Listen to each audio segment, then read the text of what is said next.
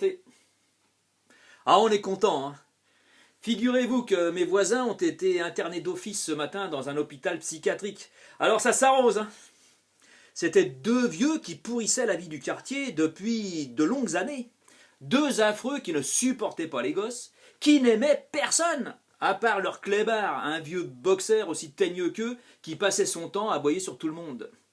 Il lui avait donné un nom ridicule. Tétard.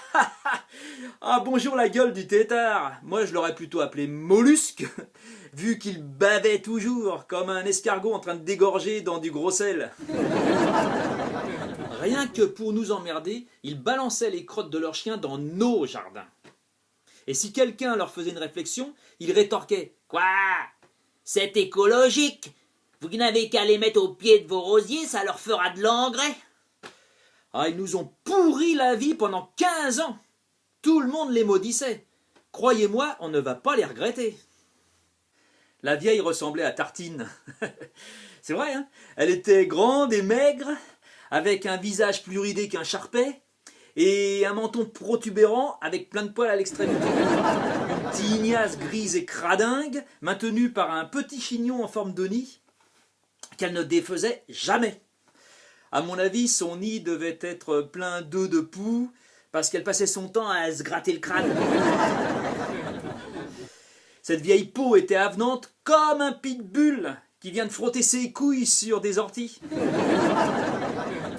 Quant à son bonhomme, il ressemblait à Popeye. Mais avant d'avoir avalé sa boîte d'épinards, si vous voyez ce que je veux dire. Il était petit et à peine plus gros qu'un fil à couper le beurre. S'il avait participé à un concours d'anorexique, il aurait gagné le premier prix. Lui aussi était aimable comme une porte de prison. Ah, ils s'étaient bien trouvés, ces deux-là. Ils avaient dû se rencontrer au musée des horreurs, ou à la fête de l'inhumanité.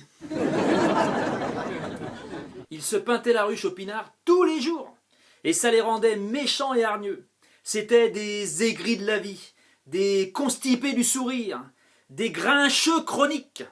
Pour tout dire, deux casse-couilles diplômés de sciences vieilles peaux. Ces vieux croutons passaient leur temps à colporter des ragots.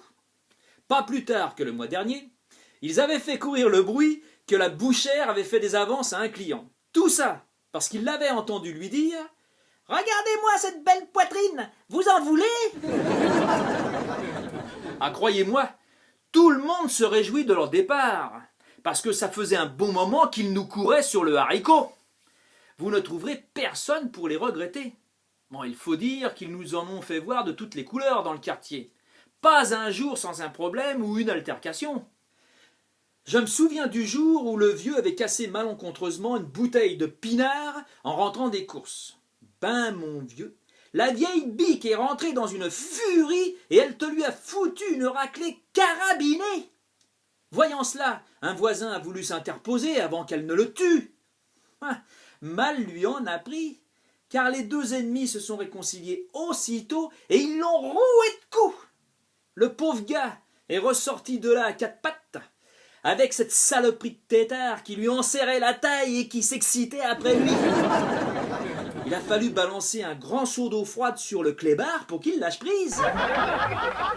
Une autre fois, le facteur était venu leur apporter une lettre commandée avec accusé de réception. Bah dis donc. L'accusé de réception, il se l'est pris en pleine tronche, notre facteur. Paf ! 300 grammes de merde de chien dans la gueule. Il en a perdu sa casquette dans le jardin. Ah, c'est le tétard qui était content. Il avait trouvé un nouveau jouet. Il te l'a déchiqueté vite fait, la gapette du facteur. Ces deux vieux schnocks vivaient comme des sauvages au milieu de leurs ordures. Alors le maire est intervenu en personne, mais il est reparti sous une pluie de détritus qui lui ont jeté au visage, en vociférant des insultes.